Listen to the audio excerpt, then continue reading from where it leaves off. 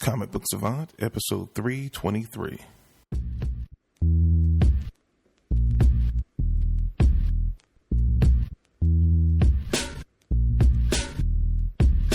I know this. This I know. All that I have, all that is me, resides inside my poetry. And every time I write a rhyme, it might be the line that sets minds free. And also, I know that I don't... Welcome to the Comic Book Savant. I'm your host, James Harris. This week is going to be a Cutting My Stack episode. Way back in episode 293, it was back in the early summer when DC had their conference where they announced DC Rebirth and went over all the titles. I did a reaction to the conference and talked about all the different titles and talked about some of the books that I was going to be interested in. And I've read some of the titles, but I hadn't read all because it was quite a few that I picked up as they were being released. At least picked up. They had the first issue, which was a Rebirth issue. Then it actually led into the relaunch series, and it was quite a few that I wanted to try. And this is the first episode where I'm gonna talk about my feelings on the first, I guess, bunch or first handful of titles that I've actually had a chance to sit down, read, and give my thoughts on. So that's what I'm going to be covering this episode. But before we get into the comic reviews, as always, I'd like to give a shout out to my friends over at the Comics Podcast Network, which you can find over at comicspodcast.com. If you like this podcast, excuse me, if you like this podcast and you're looking for more comic book related shows to listen to, definitely go check out the Comics Podcast Network. There are literally over hundreds of different podcasts there. If you're looking for character specific, team specific, publisher specific, single person podcast like what I do, or a roundtable format where it's multiple hosts, you can find that all over at the Comics Podcast Network. So if you have a moment, check out comicspodcast.com, and I really appreciate it. Been a long-standing member of the network, and I love everyone there. And again, it's just a real good place, a starting point to discover new and exciting new podcasts. So if you haven't been there yet, take a moment to stop by the Comics Podcast Network. And last but not least, as always, give a shout out to the sponsor, which is InStockTrades.com. If you're looking for collected editions of any sort, as far as hardcovers, trade paperbacks, absolute editions, omnibus or omnibuy, if you're looking for multiple Marvel Masterwork editions, they have it all over at InStockTrades.com, and they have great savings. You can save anywhere from 35, 42 up to 50% off with their deals of the week, so definitely check that out. They change from week to week on the homepage at InStockTrades.com.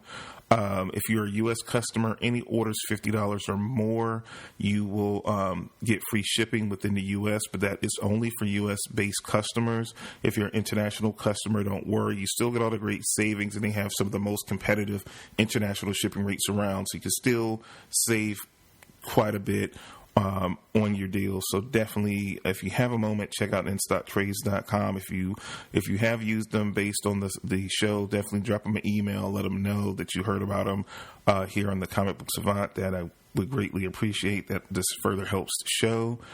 And let's jump into it. DC Rebirth has been a big thing. If you've been following the podcast for any amount of time, you know, I jump around and I cover everything in comics, not just comics and not just current comics. I review older comics to give you guys recommendations. I re-review some previous things that I've touched on before. Everything that I read is not current. When DC, you know, because I got kind of burnt out with the current atmosphere of comics where they're at now. It's so many reboots and relaunches and soft relaunches. I kind of got away, or if I do read current books, it's stuff that's on the fringe of the universe where it's not constantly being, you know, rebooted or soft rebooted every few months, because it seems like now it's new relaunches or new takes on the universes every few years now. We had 52, then we had the new 52, and then we had I don't even know what was before Rebirth. It was something before Rebirth. It's just something over and over. And it's not just DC, it's also been Marvel as well, with new Marvel, all new Marvel, you know, just so much stuff. So it's been rough to keep up with.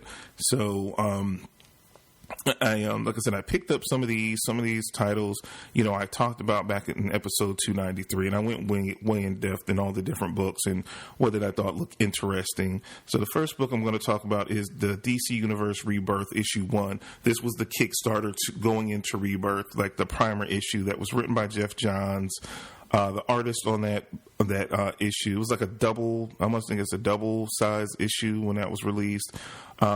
Gary Frank worked on it, Ethan Van Sciver, Ivan Reese, and Phil Jimenez, if I pronounce that correctly. Then we had colorist on it, Brad Anderson, Jason Wright, Gabe Elatab, and we have inkers Mark Storarelli and Joe Prado, and lettering done by Nick J. Napolitano.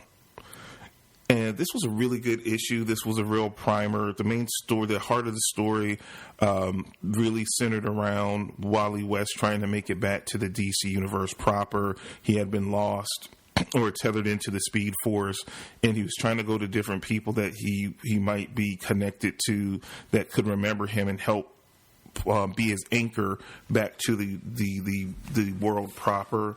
And he was going in this world. Linda Park didn't remember him. I think he went to Batman. Batman didn't remember him.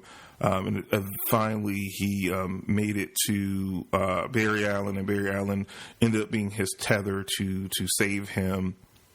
And they showed different glimpses of different storylines with Superman and just setting up different things going into, to Rebirth to set up what we're going through now. And at this point, like I just talked about last episode, about, you know, the first trades of the first 6 issues of most of these titles are now starting to hit the market through in-stock trades and Comixology. They're finally being released and in comic book stores for the first 6 issues. All these, what I'm going to be speaking about, are either the first issues, and like I said, they had the primer issue, or I guess origin issues with some of the books where it was like Batman Rebirth 1, which was like a special 1 issue, kind of giving you a glimpse of what the new series was going to be about. Then it went proper into the series. So again, this was the preface to the setting up of this new world that you were going to be accustomed to. And that was a very, very solid issue, very strongly written by Jeff Johns. It was cool seeing him, write Wally West again. You know, when he's been around for a while now, so I want to say maybe this was the late 90s. You know, I kind of as a comics fan, got into DC Comics a little bit later, and Nightwing was my draw at the time when I got pulled into DC Comics, like it was the mid 90s, because I was just going off to college, so like 96, I was like 94, 95, 96, somewhere around that range is when I first really heavily, as a comics fan, a collector, really started reading DC Comics proper. I think at the time, Mark Waid was writing Flash, and I got heavily into Wally West Flash, and the Justice League cartoon even bolstered my interest in the character more, so I was reading it like crazy. Wade was leaving after a huge run on the book, and this new guy, Jeff Johns, came on the scene, and I started reading it. So I always loved his connection to the character and how he handled that character so well on his run. That was really where Jeff Johns really made a name for himself, was writing the Flash. So it gave me a flashback to a very and just how he handles the character and the emotion that was throughout the issue, with him fighting to try to save his life and trying to find some tether to bring him back before he kind of was lost totally forever into the Speed Force. So it was just handled very beautifully. Jeff Johns is a phenomenal writer. It's not much, in his career that he's written that I haven't liked, to some point. Maybe some of the DC stuff he did a few things early on that I didn't care for. I can never remember the event book. I talked about it in an episode a while ago that he did. Day of Judgment. He was very still new to DC, and when his event they did that I couldn't stand. But I don't know if it was his writing so much as it was using magical characters in the DC universe that I wasn't versed with at the time. So it was nothing for me to connect to in the event. But I was buying everything then. So I just kind of read it, but didn't really like it and didn't really care because I didn't care about most of the characters involved. But anyway, but this was, very well written, very emotional, kind of primed me and got me even more interested to see what the changes would be in this DC Rebirth era that we're in right now. So that was a must buy for me. If I have to grade that on a scale on my comics review scale, this is a must buy. Then I read some of the Batman titles. First, I checked out All-Star Batman issue 1, written by Scott Snyder, artwork done by John Romita Jr. for the main story, and they had a backup story, and that one was done by Declan Shively, which I loved, and I talked about a few years ago when he did work over at Marvel on Moon Knight with was it Warren Ellis? I think with Warren Ellis for that short run they did on the book. I loved his artwork on that. The ink work was done by Danny Mickey for John Romita's work. Declan does all his artwork, inks, and the whole nine. Then the colors were done by Dean White for the John Romita stuff, and Jordi Belair did the colors for the Deacon Slively's backup story, and the lettering was done by Stephen Wands throughout the book. I've gushed so much over the years about Scott Snyder's work on Batman. I was like, I didn't know what to take about, the whole All-Star Batman to the title, but I'm glad he's still able. I like the concept of it, and it really works.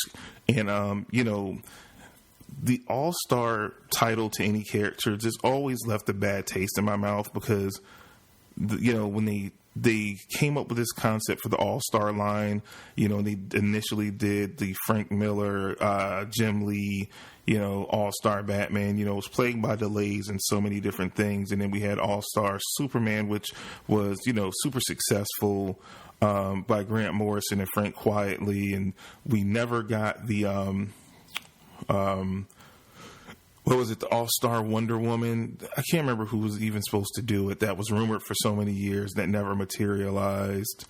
So it's good they kind of went back to it, but I'm glad in this version of All-Star, they're not out of continuity stories. They're still in continuity stories, so they matter. You're letting, Scott Snyder coming off his epic run of Batman, have his, own book, and that he can collaborate with different artists of, of his choosing, because we know that,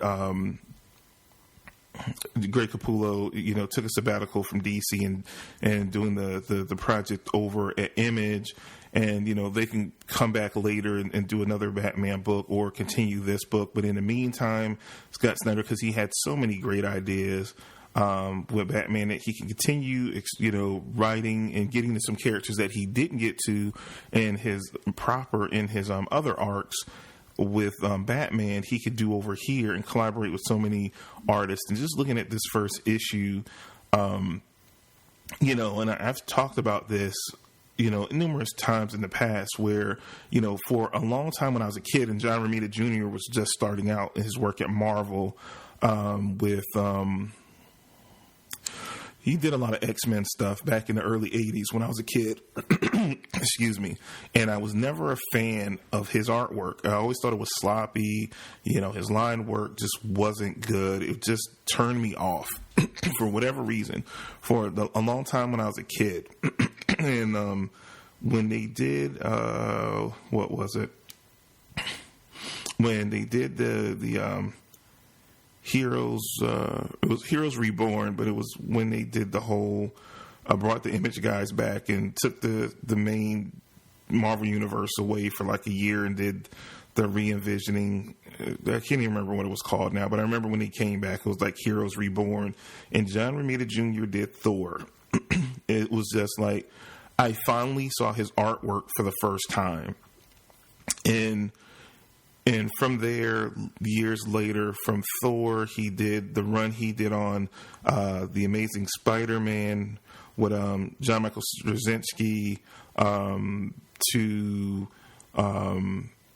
just different things he did, like the Eternal series.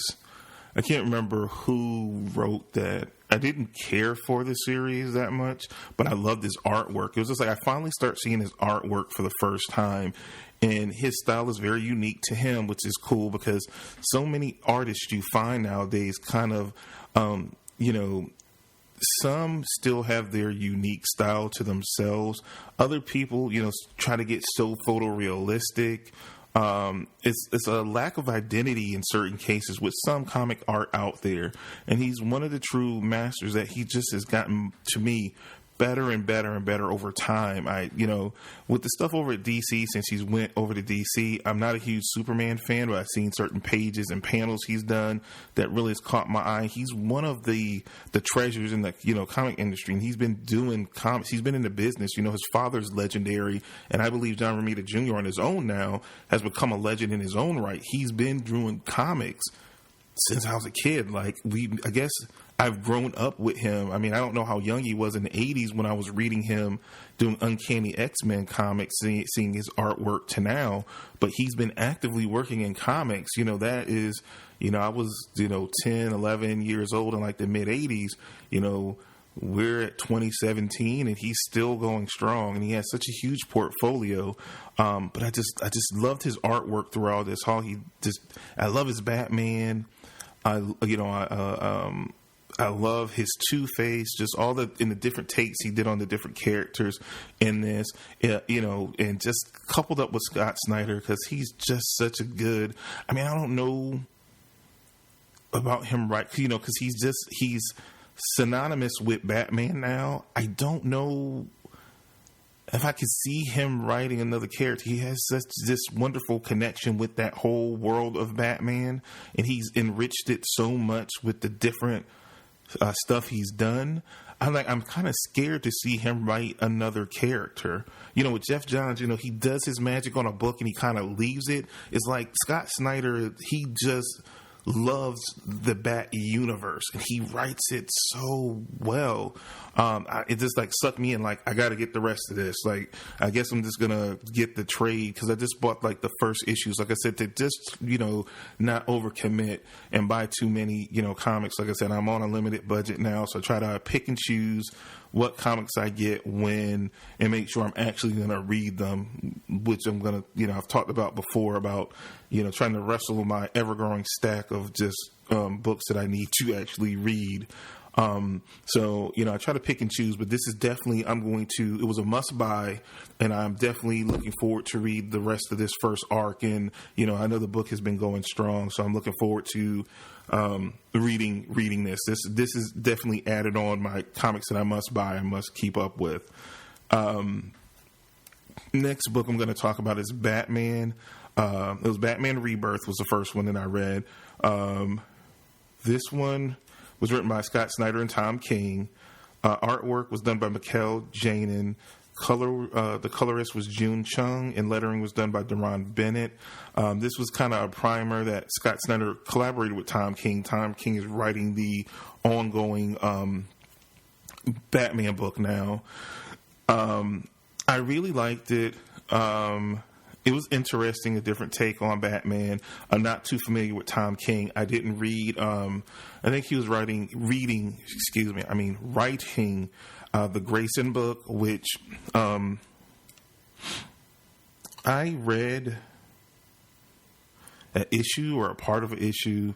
I don't know. I just, I have a personal thing when it comes to the whole Nightwing thing and Grayson and how they handled Dick Grayson and from the Forever Evil storyline and whatnot. And, you know, I love Dick Grayson Nightwing as a character. I didn't like the decisions DC made, even though, you know, at one point I owned every comic from the inception of Nightwing, his origin issue, through every appearance thereafter for a long time, till I totally sold my whole collection and I stripped away. And just when they revealed his identity and did kind of those things, it just really turned me off. And I haven't read a lot of Dick Grayson. I have a lot of Nightwing comics from the New 52 where I started reading it.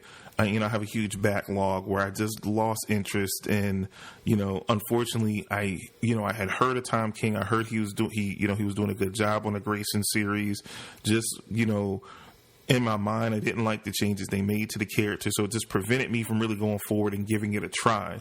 With that being said, and reading this Batman Rebirth and seeing his take on Batman, I was interested. So for the DC Rebirth issue 1, it was decent. It was I gave it a wait for the trade.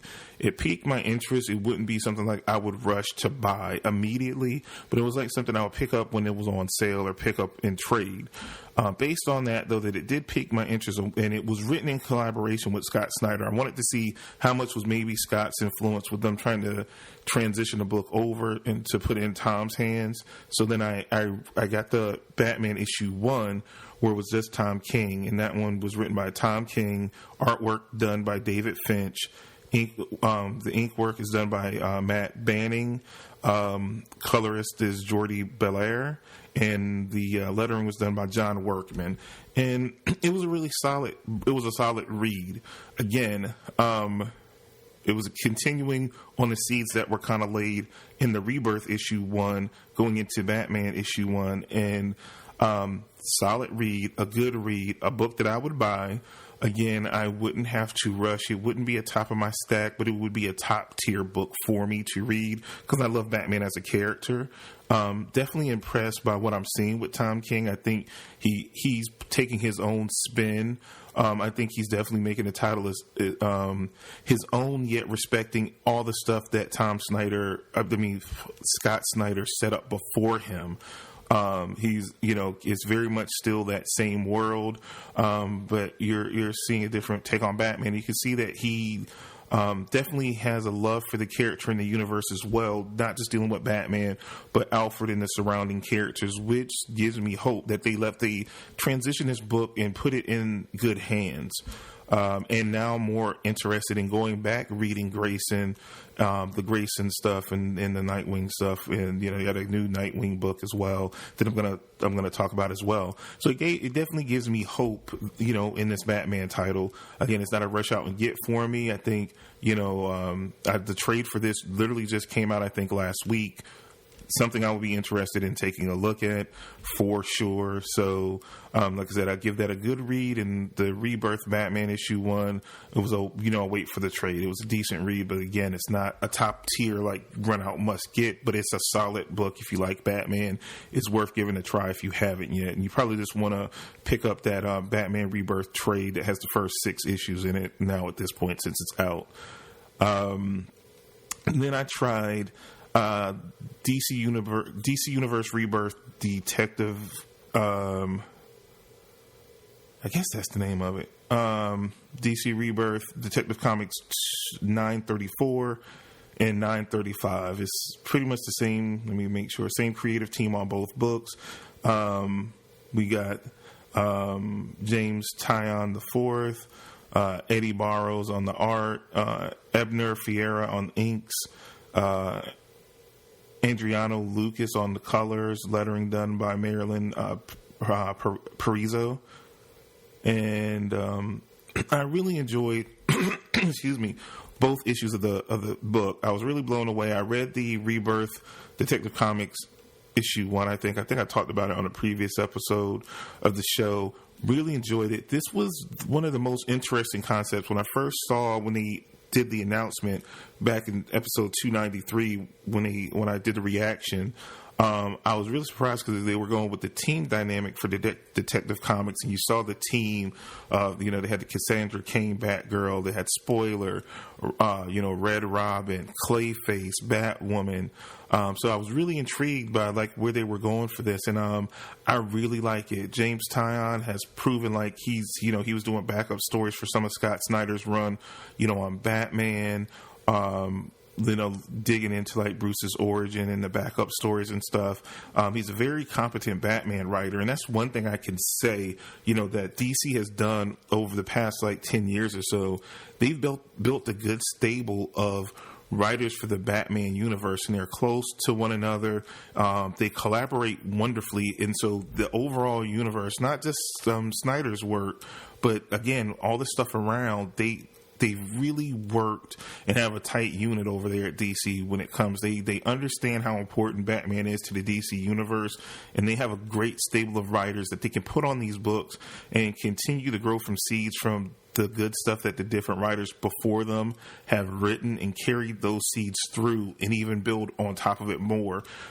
So these characters are fully fleshed out. I like the way they're all meshing together, and the mission that they're on, as a team. And I like that we have our own Bat Universe, title, not an anthology like they've done before in the weekly books, but you get some of these other characters that might not deserve to have like their own book at this point, but you can still get and see them develop in a team dynamic that, if this book continues to do well and you want to spin them off into a solo book, you can do that. Or if you see them on other teams in other places in the DCU, you still have this team book.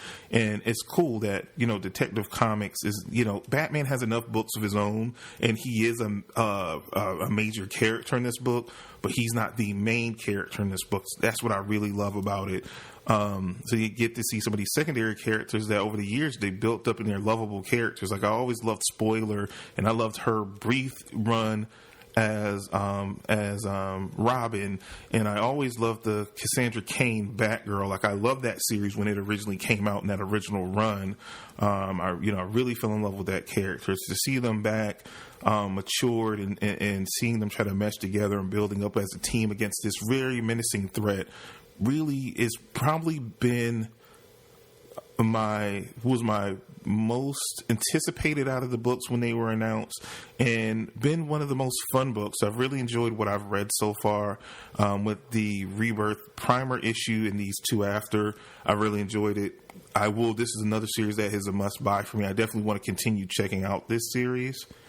Definitely good read, must buy, for me.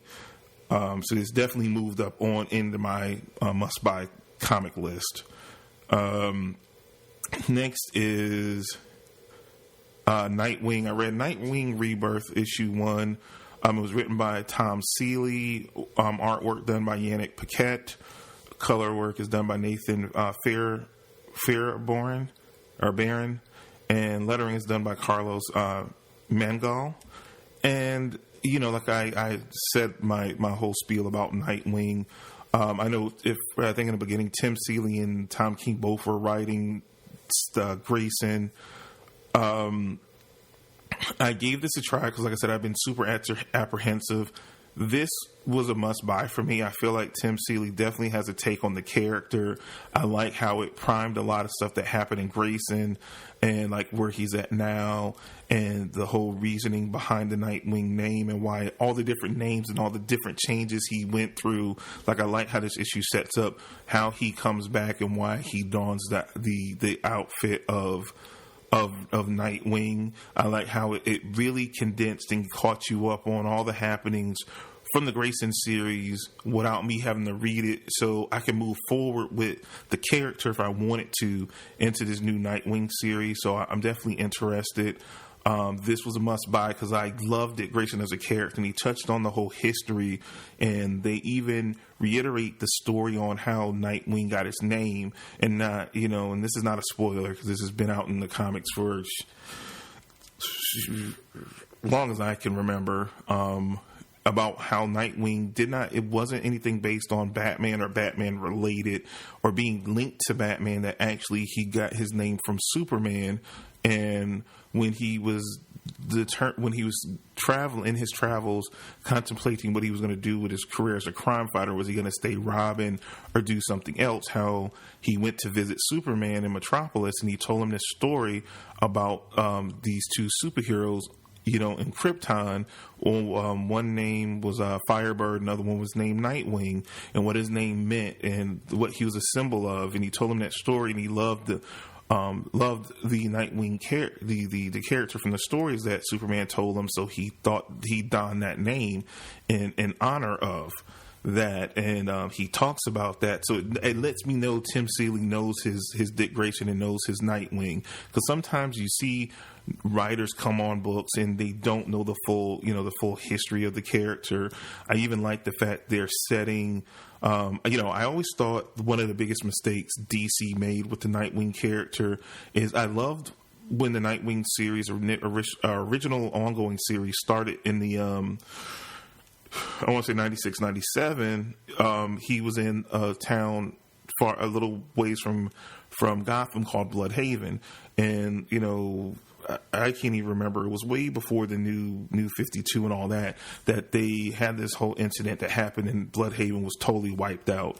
So I love Now and Rebirth and all that, and I don't even know if it existed in the new 52, because again, I didn't read the whole Nightwing run in the new 52. That now Bloodhaven is back, and now he's transitioning out of Gotham, going back to Bloodhaven. And I hope even some of the previous characters, because Chuck Dixon and Scott McDaniel on their run set up a really good universe, and gave it its own.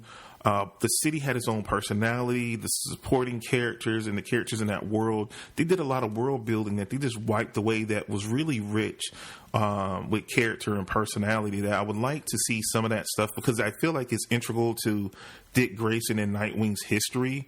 And they just totally wiped all that stuff away, and it was so good for so long. And, he had his own role gallery, built up. I got tired of seeing him having to fight a whole bunch of, Batman throwaways or Batman, lower tier villains. He had his own rogues gallery that they created in that run. In the 90s and early 2000s. And I hope they get back to some of that, and it gives me hope for that. So this was a must-buy for me, and I definitely want to check out the series going forward to see what direction they go in, or do they reintroduce some of these elements, and I think that are super integral to the Dick Grayson and Nightwing character and his history, because he has a history. He was essentially DC's first sidekick, and he's very much been his own, his own man for a long time, and I'm glad they touched on all that history and seeing him refocus and rededicate himself in this direction. So I'm super optimistic, being a huge Nightwing fan, with this series going forward. Last but not least, I'm going to talk about Wonder Woman. I checked out Wonder Woman Rebirth issue 1 and Wonder Woman issue 1, but for Wonder Woman Rebirth issue 1, it's written by Greg Rucka. The artwork was done by Matthew Clark and Liam Sharp. The inks were done, because it was 2 stories in that one issue. The inks were done by Sean Parsons and Jerry Caldwell. The color work was done by Laura Martin, and lettering was done by Jody Wynn. I really enjoyed it. I liked they were doing the dual stories, like them in the present day and then in the past day. You got 2 different artists working on the 2 different styles. I loved Greg Rucka's run back in the late 90s, early 2000s on Wonder Woman. Got me reading Wonder Woman, and I love Greg Rucka is one of my favorite writers of all time, and I just love the work he did over at DC, just with everything from Checkmate to Wonder Woman, to even to the stuff he did on Batman after Cataclysm, and he did a run. I think he did a run on Batman, or am I getting him confused? No, I think he did a run. No, Greg did a run on Batman also. Yeah, I'm right. So he's just one of my favorite writers. I can just gobble it up, and he just has a certain connection, and I like the groundedness he brings to Wonder Woman. And I really enjoyed the last run that was done by Brian Azzarello from 100 Bullets on Wonder Woman, and I still got to finish that run. I think I bought all the comics. I read it about halfway, and I reviewed a lot of lot of that run, but I have to finish it. I have the issues. That's another thing that I got to get down to and finish reading because I really enjoyed it. But I think those have been the two most pivotal runs, and they've had a lot of different writers jump on Wonder Woman over since the 90s, since I got into DC proper. But those two have been two of the most monumental, pivotal runs in recent history. Rucka's run, awesome, him coming back, and then Azzarello's run, which I thought from 100 Bullets and the other stuff he did, he would probably be the worst writer to have on Wonder Woman, and he just blew my mind with what he did with it on the New 52. That was like the smartest thing they ever did, putting him on that book. Because they had a lot of other writers in between that just didn't seem to get the character, and even Finch's wife, which I feel bad because I met her and she's a very nice woman, that she was a horrible writer for Wonder Woman, and no disrespect to her, because like I said, I met her a long time ago. I talked about the story where I met her and David Finch years ago at Heroes Con, and did not realize who they were till later. Because I was sitting across, I couldn't see his name tag, and I talked to them every day, and then realized it to like the last day of the con of who they were. But they're super nice couple though. But they just didn't work, and they threw a lot of other different people on in between, and in between those two very pivotal runs that just didn't get or just wasn't up to snuff with this stuff. So it's good seeing Greg Rucka back on the book.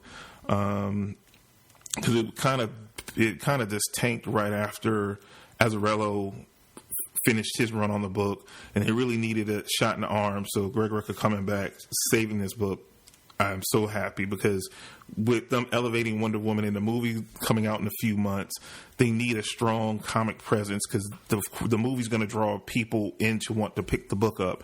So having one of the two writers that had one of the most pivotal or influential runs on the character in the past, 15 years or so is very good, for business, because this book is so good.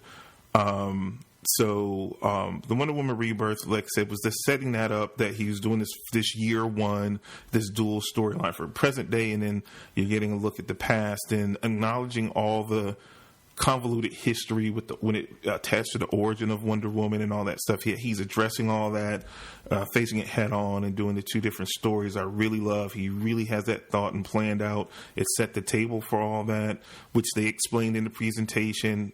In execution, is executed so well. Then reading, and I think it alternates by issue. So issue one of Wonder Woman is the current day storyline. It was written by Greg Rucka. The artwork for the current day is done by Liam Sharp.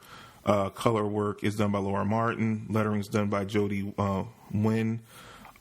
Good read. I'm all in on this. Again, like I said, I can't gush anymore about Greg Rucka on Wonder Woman. He just gets the character. He just gets the character just so well. Like I said, I really love his take on Diana. So definitely all in on this book. So far, I'm liking everything that I've pretty much read. I have some level of interest in out of these books. I picked up a few more number one issues in DC Rebirth that I'm going to cover in another episode down the road. I even posted on Twitter to send me recommendations of other DC Rebirth books that you might have tried that aren't these books that you can recommend to me. So if you want to hit me up, you can email me at the website comicbooksavant.com or on Twitter at comicbooksavant. I'm on Instagram at Comic Book Savant. And also, it's facebook.com/Comic Book Savant.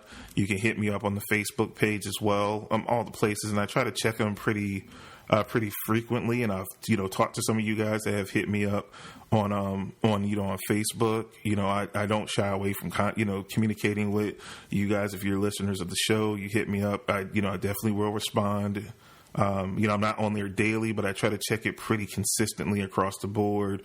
So definitely definitely don't feel like, you can't contact me, reach out. I will respond in a timely manner. Definitely, like I said, if you have a moment, check out YouTube. If you've missed the episode, you can listen to it there. It's on, Google Play. The Google Play, you can subscribe to it. iTunes, of course, you can subscribe to it, but you can stream it right on YouTube. The episodes now are immediately upload directly to YouTube. So when I release it, if you can't get it through iTunes or like you're at work, I try to keep the shows as work safe as possible. You can just do a search for Comic Book Savant. It doesn't. I don't have a custom URL because I have to have a certain number of subscribers to the Comic Book Savant channel. So definitely subscribe to it. It'll have its own exclusive content. I'm still, working on some stuff. I'm working on a couple of videos, so I'm gonna, have a few drop at one time on there. So like I said, I'm still trying to figure out the nuances to it. But like I said, definitely will be some content up there soon besides the audio episodes that I'm releasing that go up there. So be on the lookout for that as well. That's all I have for you guys this week. Definitely check out the Comics Podcast Network over at comicspodcast.com. Check out InStockTrades.com. And again, hit me up on the social media. If you haven't already, drop a review on iTunes. And that's all I have for you guys for this week. So I'll hit you back next week with another episode of Comic Book Savant. Take care. And into lyrical wholeness. And I know this, and I know this. This I know, this I know.